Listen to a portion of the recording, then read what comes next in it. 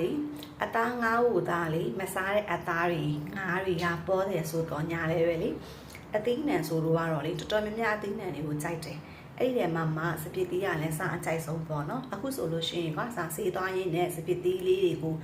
အများကြီးပဲပေါ့နော်မကြည့်အောင်ဝယ်လာခဲ့လိုက်တယ်အဲ့ဒါကစားတယောက်တည်းပဲစားမှသိလားစားကစပစ်သီးတိတ်ကြိုက်တာ哦ဒါတွေအကုန်လုံးကိုမှစားကဒီနေ့ဈေးသွားတဲ့အခါကျတော့ပတ်90ဘူးဒါကလေတန်နေရောပဲနော်အခါကျတော့စားကဝယ်လာခဲ့လိုက်တာပေါ့နော်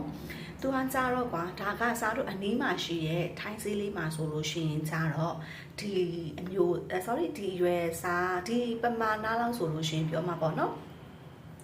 ဘတ်150 200လောက်ရှိတယ်သိလားအခုစားဝယ်လာကကြတော့ဒါကပတ်90ဘူးတယ်ပဲအရန်တန်နေရောပဲเนาะပြီးတော့လေအလုံးလေးတွေကလည်းတန့်လဲချိုးတာမှလေချိုးအီးနေရပဲသိလား